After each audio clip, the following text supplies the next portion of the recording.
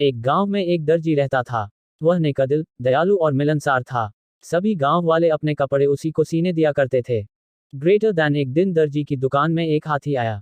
वह भूखा था। दर्जी ने उसे केला खिलाया। उस दिन के बाद से हाथी रोज दर्जी की दुकान में आने लगा। दयालु दर्जी उसे रोज केला खिलाता।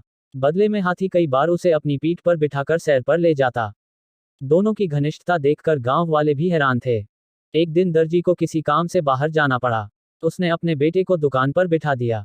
जाते जाते वह उसे केला देते हुए कह गया कि हाथी आए तो उसे खिला देना। दर्जी का बेटा बड़ा शरारती था। दर्जी के जाते ही उसने केला खुद खा लिया। जब हाथी आया तो उसके शैतानी दिमाग में एक शरारत सूझी। उसने एक सुई ली और उसे अपने पीछे छुपाकर हाथी के पास गया।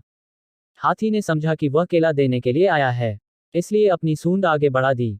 उसके सूंड बढ़ाते ही दर्जी के बेटे ने उसे सुई चुभो दी। हाथी दर्द से बिलबिला उठा।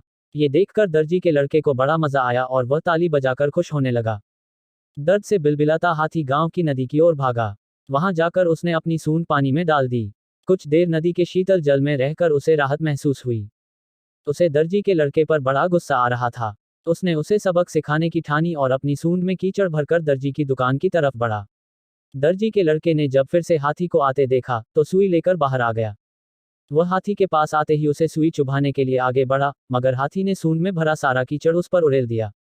लड़का दुकान के दरवाजे के सामने खड़ा था। वह ऊपर से नीचे तक कीचड़ से लथपथ हो गया। दुकान के अंदर भी छिटक गया और लोगों द्वारा दिए गए कपड़े भी गंदे हो गए। उसी समय दर्जी भी अपना काम निपटाकर दुकान वापस आया। वहां की ये हालत देखकर उसे कुछ समझ नहीं आया। उसने अपने बेटे से पूछा तो बेटे ने सारी बात बता दी। दर्जी ने बेटे को समझाया कि तुमने हाथी के साथ बुरा व्यवहार किया है, इसलिए उसने भी तुम्हारे साथ वैसा ही व्यवहार किया है। जैसा व्यवहार करोगे वैसा ही पाओगे। आज के बाद किसी के साथ बुरा मत करना। फिर दर्जी ने हाथी के पास जाकर उसकी पीठ सहलाई और उसे केला खिलाया।